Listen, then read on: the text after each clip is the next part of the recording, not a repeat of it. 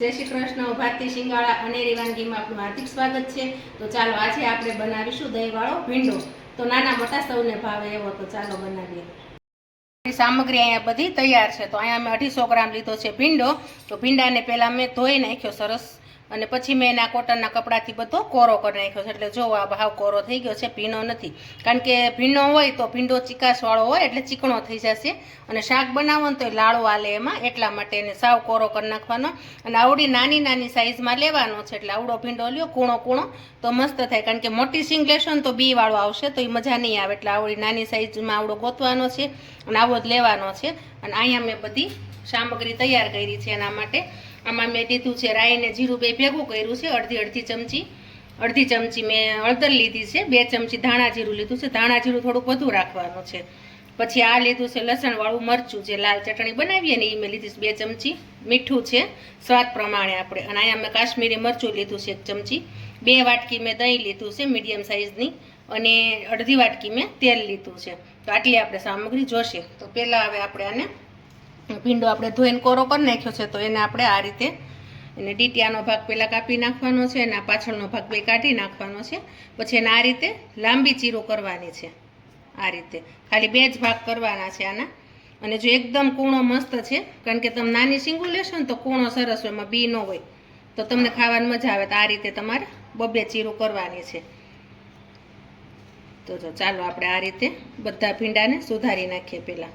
જો આ રીતે આવી રીતના કરવાના છે તમારે પીસ. તો ચાલો આપણે પહેલાં કરી નાખીએ આ રીતે. અહીંયા મેં બધો ભીંડો સુધારી નાખ્યો છે. એકદમ આ રીતે સુધારવાનો છે. આપણે દહીંવાળો ભીંડો કરવો એટલે આ રીતે લાંબી ચીરું જ કરવાની છે, કારણ કે એને ગોળ નથી કરવાનો. આપણે દહીં વગરનો કરવો હોય એકદમ કડકડીયો ભીંડો તો ગોળ કરવાનો, અને દહીંવાળો કરવો હોય તો આપણે લાંબો. તો આપણે સુધારી નાખ્યું છે. ને અહીંયા મેં પેન પણ ગરમ કરવા મૂકી દીધું છે ધીમા ગેસે. તો હવે આપણે એમાં તેલ એડ કરીશું. આપણું તેલ ગરમ થશે 2 મિનિટ, ત્યાં સુધી આપણે પહેલાં રાહ જોઈએ એની. તેલ ગરમ થાય પછી જ આપણે એમાં આ રાઈ જીરું નાખવાના છે, કારણ કે ઠંડા તેલમાં નાખશું તો રાઈ જીરું ફૂટશે નહીં, તો એનાથી સેજ કડવો સ્વાદ આવે. રાઈ હોય ને કડવી હોય, એટલે તેલ ગરમ થાય પછી જ આપણે એમાં એડ કરવાના છે. તો પહેલાં આપણે એક દાણો નાખીને જોઈએ કે આપણું તેલ ગરમ થયું છે કે નહીં. તો જીજો જરા જ ગરમ થયું છે, ફૂલ નથી થયું. ફૂલ થાય ને પછી જ આપણે એડ કરશું. હવે દેખાય છે આપણે ધીમે ધીમે આપણું તેલ માંડ્યું છે ગરમ થવા. તો આપણે રાઈ જીરું પહેલાં એડ કરી દઈએ. બધી રાઈ ફૂટી જાય પછી જ આપણે એમાં ભીંડો એડ કરવાનો. જો આ રીતે ફૂટવા દેવાની છે રાઈને ટૂંકમાં. અને રાઈનું પ્રમાણ ઓછું રાખવાનું છે, જીરું થોડુંક વધુ રાખવાનું છે. તો જો આપણે રાઈ જીરું ફૂટી ગયા છે, હવે આપણે એમાં ભીંડો સુધારેલો છે એડ કરી દઈએ.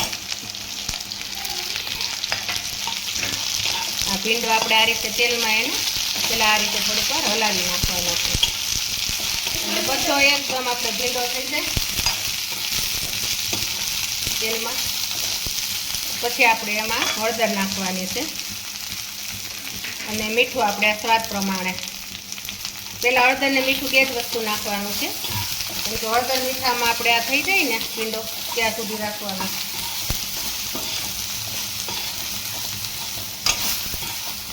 તો આપણે બધા ભીંડામાં હળદર ને મીઠું સરસ રીતે આમાં ચડી ગયું છે, અંદર ભળી ગયું છે ટૂંકમાં ભીંડામાં. તો હવે આપણે આને થોડીક વાર ઢાંકીને રહેવા દેવાનું છે, 5 મિનિટ સુધી આને ઢાંકી દેવાનું છે. ને આપણે ગેસની આંચ એકદમ મીડિયમ કરી નાખવાની છે, કારણ કે બળી ન જાય ને એટલે આવી રીતના ધીમા ગેસ ઉપર એને 2 થી 5 મિનિટ ચડવા દેવાનું છે. પછી પાછું આપણે એને હલાવશું થોડીક વાર રહીને. તો જો આપણે આને 5 મિનિટ માટે ઢાંકીને મૂકી દીધો. તો હવે આપણે એને એક બાજુ પાછો ફેરવવાનો છે. એક બાજુ સતોળાઈ ગયો છે, એટલે હવે આ રીતે પાછો ફેરવી લેવાનો. તો આ રીતે તમને દેખાય છે કે અમુક ભીંડો છે આ રીતે અંદર તળાઈ ગયો છે તેલમાં. અને પાછું થોડીક વાર એના ઊંચા નીચો કરશું એટલે બધો એક સરખો ચડી જાય આપણો ભીંડો. અને ચીકાશનો ભાગ હોય ને એ બધો બળી જાય, આમાં ચીકાશ ન રહે. અને આને તેલમાં જ તમારે ચડવા દેવાનો છે આમનો, કારણ કે પાણી અત્યારે કાંઈ નાખવાનું નથી કે બીજી કોઈ વસ્તુ નથી નાખવાની. એકલા તેલ અને હળદર મીઠું બસ એમાં ચડવા દેવાનો છે, એટલે ચીકાશ હોય ને બધી વહી જશે. તો જો આપણો થોડો ભીંડો આપણે સતોળાઈ ગયો છે. પાછો આપણે આને 2 મિનિટ બંધ કરીને રાખી દઈશું. 2 મિનિટ પછી પાછું આપણે જોશું. જો આપણે આ વળી પાછો 5 મિનિટ સુધી આપણે ચડવા મૂકી દીધો તો એટલે શું કે વ્યવસ્થિત રીતે સતોળાય. તો હવે એને આપણે 5 મિનિટ થઈ ગઈ છે, અને મસ્ત રીતે સતોળાઈ ગયો છે અને એની ક્વોન્ટિટી તે ઓછી થઈ ગઈ છે, જો ગળી ગયો છે.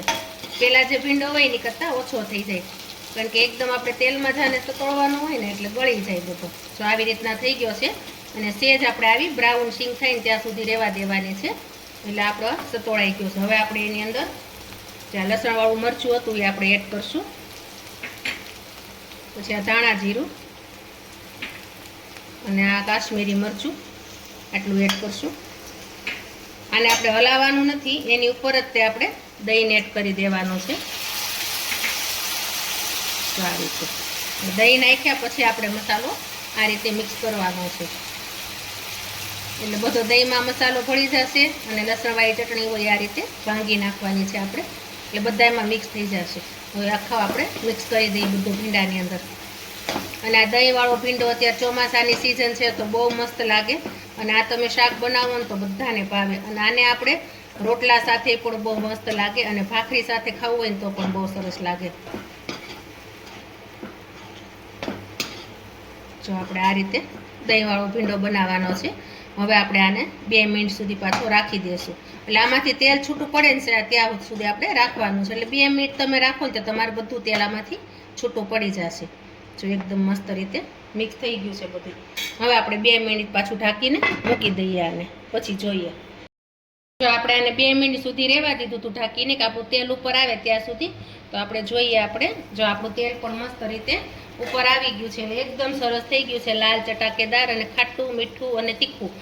કારણ કે છે ને આ તમારે શાક આવી રીતના રસાવાળું કરશો ને તેલવાળું તો જ તમને મજા આવશે, એકદમ ચટપટું અને ખાટું ને એવું. અને આ તમે બાજરાના રોટલા સાથે તો બહુ જ મજા આવશે. તો આપણું આ શાક એકદમ મસ્ત થઈ ગયું છે, તેલ પણ આવી ગયું છે ઉપર. અને હવે આપણે આ ગેસ જો ધીમા આંચ ઉપર હતો તો હવે ગેસને આપણે બંધ કરી દઈશું અને આપણે એક આ પ્લેટમાં કાઢી લઈશું. તો જો દહીંવાળો ભીંડો તમારે કરવો હોય તો હાવ ઈઝી છે, જરાય આમાં તમારે વાર પણ નહીં લાગે અને લાગશે પણ બહુ મસ્ત. જો આપણું મસ્ત બની ગયું છે દહીંવાળો ભીંડો તૈયાર, એકદમ મસ્ત બની ગયો છે. જોઈને જ તે તમને મોઢામાં પાણી આવી જાય એવો મસ્ત બની ગયો છે. દહીંવાળો ભીંડો તૈયાર છે. અત્યારે ચોમાસાની સિઝન છે તો આ ખાવાની પણ બહુ મજા આવે, અને ભાખરી સાથે ને રોટલા સાથે પણ તમે ખાઈ શકો. તો મારી આ રેસીપી તમે જરૂરથી ટ્રાય કરજો. વિડીયોને લાઈક કરો, શેર કરો, સબસ્ક્રાઈબ કરો. જય શ્રી કૃષ્ણ.